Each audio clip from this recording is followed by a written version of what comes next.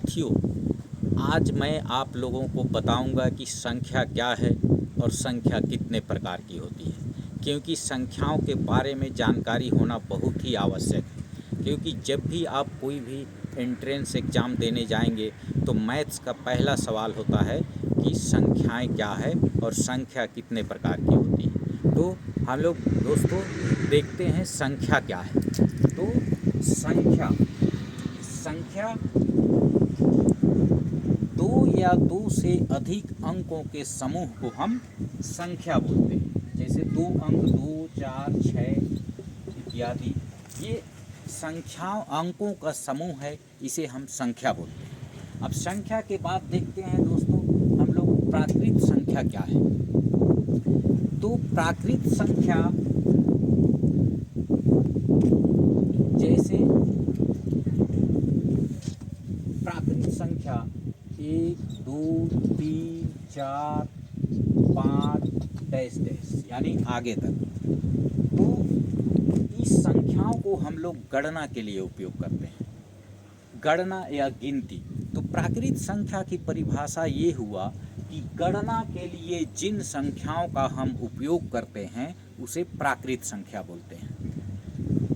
जैसे 1, 2, 3, 4, 5 dash dash, इसे हम प्राकृत संख्या बोलते हैं।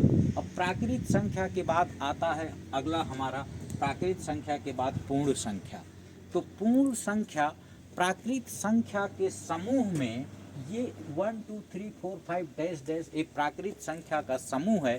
तो इस प्राकृत संख्या के समूह में यदि हम शून्य शामिल कर देते हैं तो ये पूर्ण संख्या कहलाती है।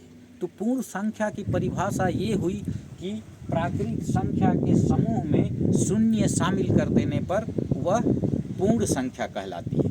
तो जब भी आप लोगों की पूर्ण संख्या का परिभाषा लिखने को आता है तो आपको ये लिखना है कि प्राकृत संख्या के समूह में शून्य शामिल कर देने पर वह संख्या पूर्ण संख्या कहलाती है। अब पूर्ण संख्या के बाद अगला हमारा आता है पूर्णांक संख्या। तो देखते हैं पूर्णांक संख्या। अब ये पूर्ण संख्या का समूह हो गया। पूर्ण संख्या के समूह में यदि हम ऋणात्मक संख्या शामिल कर देते हैं तो वह पूर्णांक संख्या कहलाती है। तो दोस्तों पूर्णांक संख्या की परिभाषा भी अब हम लोग आसानी से लिख सकते हैं, क्योंकि पूर्ण संख्या के समूह में ऋणात्मक संख्या शामिल कर देने पर वह पूर्णांक संख्या हो गई। अब पूर्णांक संख्या के बाद अगला स्टेप हमारा आता है परिमेय संख्या।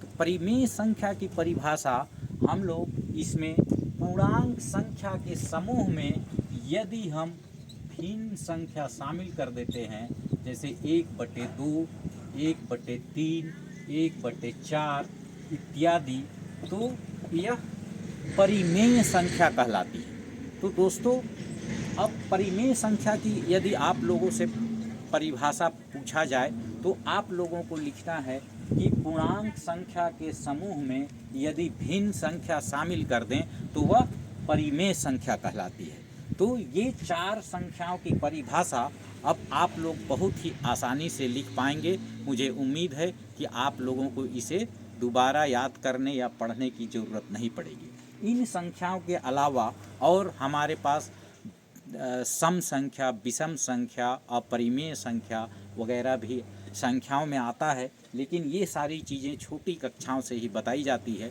इसलिए ये मेन हम लोग 4 संख्याओं के बारे में हम आपको जानकारी होना बहुत ज़रूरी है।